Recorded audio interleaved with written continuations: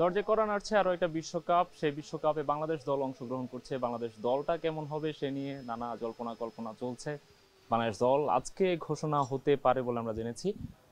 সেই দল নিয়ে আমরা আলোচনা করব, তবে তার আগে বিশ্বকাপটা নিয়ে একটু কথা বলতে চাই। আমাদের সহকর্মী হুমায়ুন কবির রোজ আছেন আমাদের সঙ্গে, আমরা একটু তার কাছ থেকে জানতে চাইবো যে বিশ্বকাপের যে প্রাইজ মানিটা আছে, আমরা একটু সেটা নিয়ে একটু আলোচনা করতে চাই যে এবারের বিশ্বকাপে প্রাইজ মানি কেমন হচ্ছে। টি-20 বিশ্বকাপ রানার্স চ্যাম্পিয়ন রানার্স আপ দলগুলো কেমন পাচ্ছে, বা পার্টিসিপেন্ট দলগুলো যারা আছে তারা কেমন আর্থিক সুবিধা পাচ্ছে এবার। পূর্বে আইসিসি কিন্তু এই বিষয়টা ঘোষণা করেছে, সেটা হচ্ছে যে আপনি নিশ্চয়ই জানেন যে 2022 সালে করোনার পরে তারা আইসিসি সিদ্ধান্ত নিয়েছে ছেলে এবং মেয়েদের যে বিশ্বকাপগুলো হয়, আইসিসির ইভেন্টগুলো হয়, তাতে প্রাইজ মানি আসলে সুষম বন্টন করা হবে।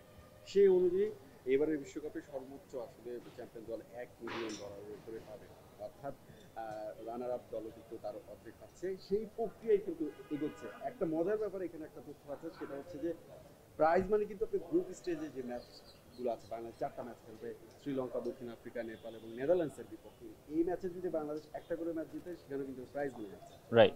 এইরকম বাংলাদেশ কিন্তু গত বিশ্বকাপে যেটা অস্ট্রেলিয়া হয়েছিল, সেই বিশ্বকাপে বাংলাদেশ কিন্তু বেশ কয়েকটি ম্যাচ জিতেছিল। ওই প্রাইজ মানিটা যখন পেয়েছিল এর আগের বিশ্বকাপগুলো বা আইসিসির ইভেন্টগুলোতে, যে প্রাইজ মানিগুলো আইসিসি থেকে ক্রিকেট বোর্ড পেয়ে থাকতো, ক্রিকেট বোর্ড তাদের নিজেদের কোষাগারে বা নিজেদের ফান্ডারে রেখে দিত। তখন গত বিশ্বকাপে কিন্তু সাকিব আল হাসান বলেছিলেন যে আসলে যে প্রাইজ মানিটা আসে, এই প্রাইজ মানিটা ক্রিকেটারদের মধ্যে আসলে সুষম বন্টন করা যায় কিনা।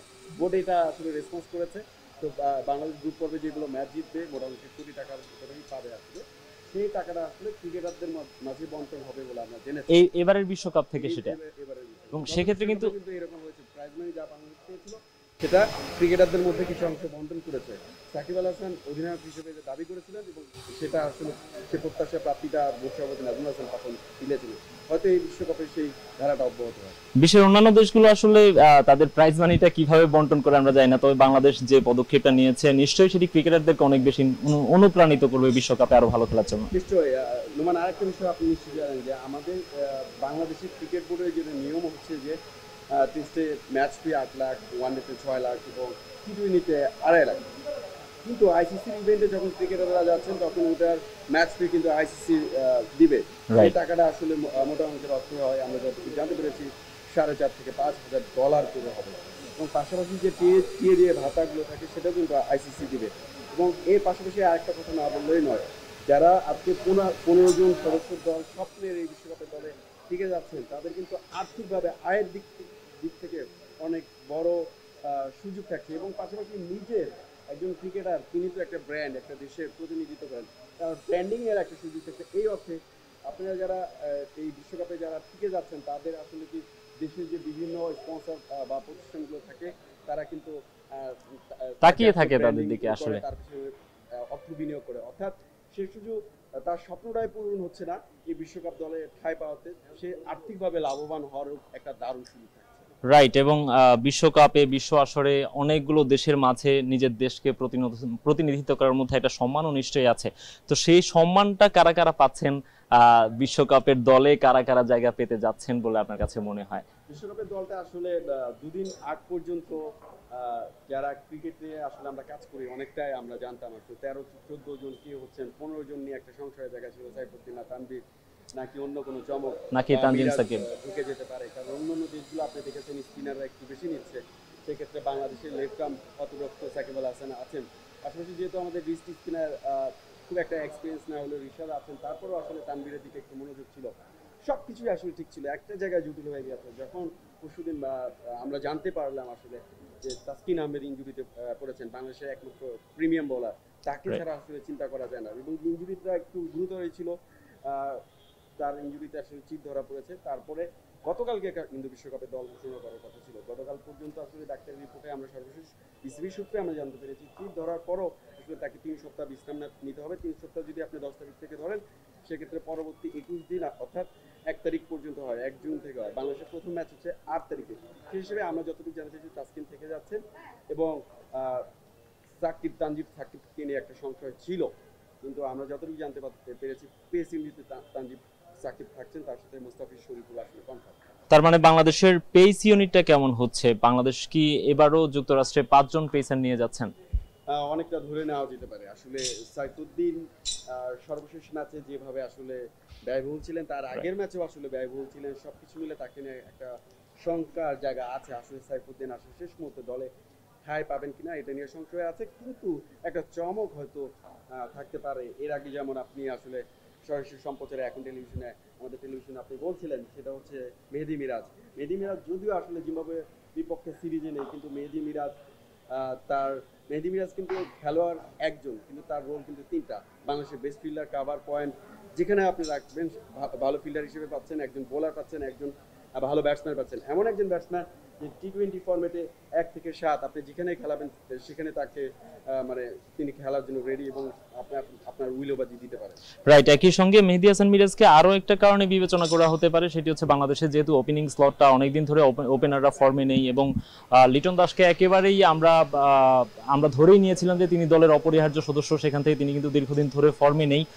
সেক্ষেত্রে সৌম্য সরকার এবং তানজিদ তামিমকে আমরা দেখেছি ট্রাই করা হয়েছে, কিন্তু দুজন বাঁহাতি ওপেনারকে বাংলাদেশ দল যেভাবে ফরমেশন করে থাকে তাদেরকে হয়তো মাঝে মধ্যে প্রতিপক্ষ বিবেচনায় হয়তো একজন ডানহাতি বাঁহাতি কম্বিনেশন করার চেষ্টা তারা করতে পারে। সেক্ষেত্রে মেহেদী মিরাজকে তারা দলে নেওয়ার কথা চিন্তা করতে পারে। আমার প্রশ্ন হচ্ছে সেটা হচ্ছে গত বছরের জুলাইয়ের পর থেকে কিন্তু মেহেদী হাসান মিরাজ আর কখনো টি-20 খেলেননি এবং আমরা অনেকটাই ধরে নিয়েছিলাম যেহেতু জিম্বাবুয়ে সিরিজেও তাকে রাখা হয়নি এবং টি-20তে তাকে সেভাবে বিবেচনা করা হয় না যেহেতু শেখ মেহেদী আছেন দলে।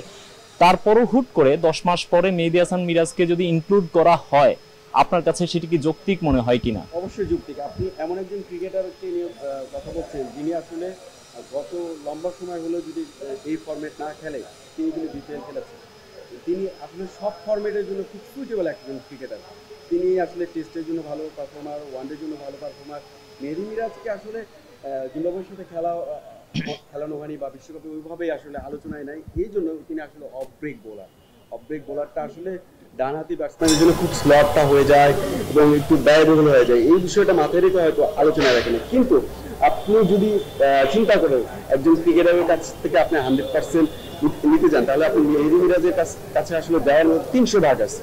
একজন ব্যাটসম্যান, একজন বোলার, একজন ফিল্ডার, সেই হিসেবে মেহেদী মিরাজের যে অভিজ্ঞতা 2016 সাল থেকে তিনি জাতীয় দলে খেলছে, সেই হিসেবে মেহেদী মিরাজ খুব একটা ভালো, মানে খুব একটা খারাপ চয়েস হবে না বলে আমার মনে হচ্ছে। একই সঙ্গে বাংলাদেশের ওপেনিংটা নিয়ে কিন্তু অনেক কনসার্ন থেকে যাচ্ছে। আমরা দেখছি যে যেহেতু বারবারই কলাপস করছেন লিটন দাস এবং তানজিদ তামিমকে আমরা দেখেছি যে তিনি কিন্তু ওয়ানডে বিশ্বকাপ খেলেছেন, টি-20তে তার মাত্রই অভিষেক হলো জিম্বাবুয়ের বিপক্ষে, সেখানে বিশ্বকাপের মতো আসরে তিনি বাংলাদেশের নাম্বার 1 ওপেনার হতে যাচ্ছেন। সৌম্য সরকার অনেকদিন পরে ফিরেছেন এবং কনসিস্টেন্সির একটা অভাব কিন্তু আছে যে ওপেনিং স্লটটা। এবং আরো একটা বড় ব্যাপার হচ্ছে নাজমুল হোসেন শান্ত যিনি টপ অর্ডারে খেলে থাকেন, ক্যাপ্টেন্সি পাওয়ার পর থেকে তাকেও আমরা অনেকটা অফ ফর্মে দেখতে পাচ্ছি। এই টপ অর্ডারটা কি একটা বড় কনসার্ন ভাবনার ব্যাপার, খুবই ভাবনার ব্যাপার। বিশেষ করে আপনার এক সময় বাংলাদেশের তামিম ইকবালের পর সেরা ওপেনার হয়েছিলেন আসলে লিটন দাস, যার উপর অনেকটাই নির্ভর করতো বাংলাদেশের ওপেনিং শুরুটা কেমন হবে, উড়ন্ত হবে না কীরকম হবে, সবকিছু অনেক কিছু নির্ভর করতো। তিনি এতটাই অফর্মে চলে গিয়েছেন যে আসলে বোর্ড পরিচালকরা যা জিম্বাবুয়ের ম্যাচের পরে তিনি কিন্তু আলোচনায় বসেছিলেন। লিটন কিন্তু কোনোভাবে বাদ যাবে না, আসলে লিটনের পারফরমেন্সে তারা হতাশ, কিন্তু আশা হতো না।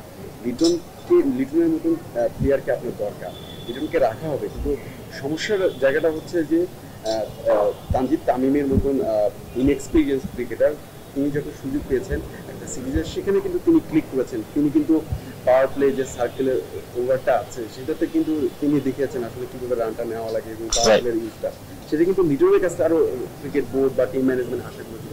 লিটন কিন্তু একেবারে ব্যর্থ হয়েছেন, কিন্তু তারপরে তার মানে এই না লিটনকে আসলে এই দল থেকে বাদ দিতে হবে। লিটনের বাজে সময় যাচ্ছে, সামনে 3টা ম্যাচ আছে, লিটনকে সময় দিতে হবে, কিন্তু লিটনকে ছাড়া আসলে 15 সদস্য দল হবে না। কিন্তু লিটনের খুব বাজে সময় যাচ্ছে, কিন্তু লিটনের ফর্মে সেটা খুবই জরুরি, কারণ লিটনের মতন এক্সপিরিয়েন্স ক্রিকেটার, লিটনের মতো ব্যাটসম্যান বাংলাদেশের টপ অর্ডারের যে একটা ঘাটতি আছে, লিটনের ফর্মে ফেরাটা খুবই জরুরি।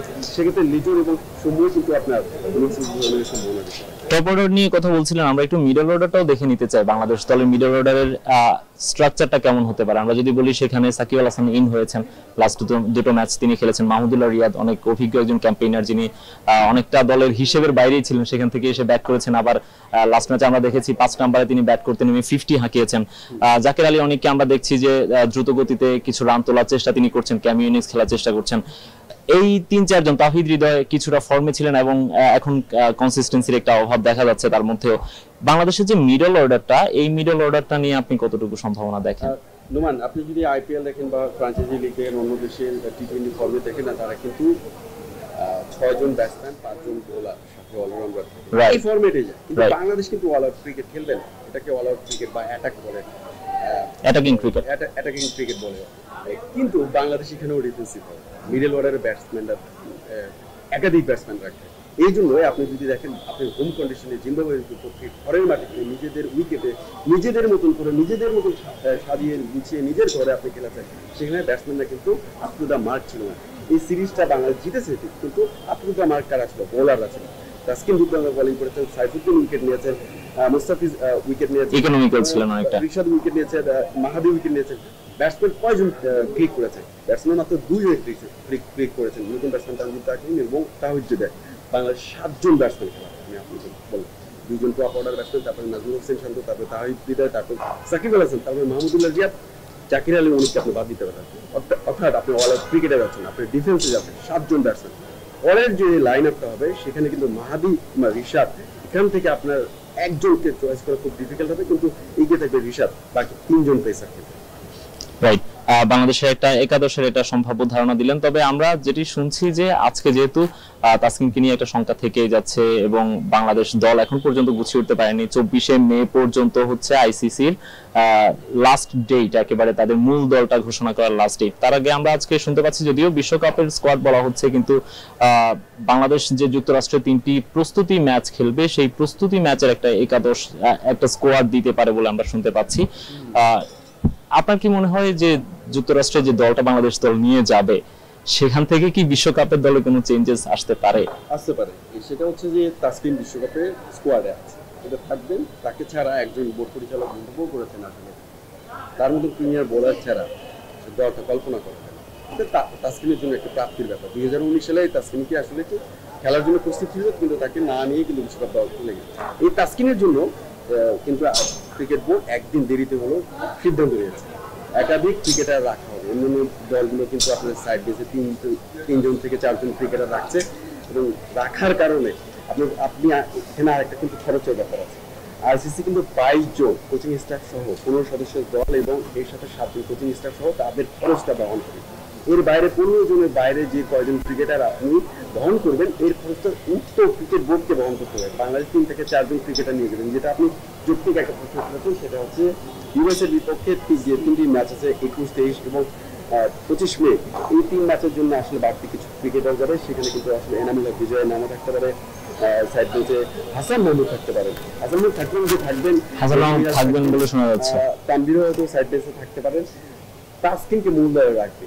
এখান থেকে যদি হাসান মাহমুদ আসলে পারফর্ম করবেন আসলে ইউএসএর বিপক্ষে, এবং তাসকিনের জন্য আসলে শঙ্কার একটা জায়গা আছে। তাসকিন আসলে এই যে 25 তারিখের মধ্যে যদি তাসকিন আসলে যে ফিটটা চাচ্ছে চিকিৎসকরা, যদি তিনি ফিট হয়ে যান, তাহলে তাসকিন আসলে পরবর্তী যে চূড়ান্ত দল 25 তারিখের পর আইসিসির কাছে আরেকটা সাবমিট করতে হবে, সেটাতে তাসকিন টিকে যাবে। এর মাঝে যদি আসলে কোনো সংখ্যা দেখে থাকে, তখন কিন্তু হাসান মাহমুদের ইন করার একটা পসিবিলিটি আছে। রাইট। আমরা বিশ্বকাপের আগে যুক্তরাষ্ট্রের বিপক্ষে কেমন দল হতে পারে সেসব নিয়ে একটা তুলনামূলক বিশ্লেষণ করলাম। আপনাকে অসংখ্য ধন্যবাদ আমাদের সঙ্গে সময় দেওয়ার জন্য। বাংলাদেশ দল কেমন হতে পারে, যুক্তরাষ্ট্রের বিপক্ষে সিরিজে কেমন দল হতে পারে, বিশ্বকাপের আগে সেই দলে কোনো পরিবর্তন আসতে পারে কিনা, সবকিছুর উত্তর, এই যে যত প্রশ্ন, যত কিছু আমাদের মধ্যে খেলছে, সবকিছুর উত্তর কিন্তু আমরা পেয়ে যাব। আর কিছুক্ষণ পরে বাংলাদেশ দল যখন ঘোষণা করা হবে, নির্বাচকরা আসবেন, বাংলাদেশ দল ঘোষণা করবেন এবং সমর্থকদের মধ্যে মনে যত ধোঁয়াশা আছে সবকিছুরই অবসান সেখানে হবে বলে আমরা মনে করছি।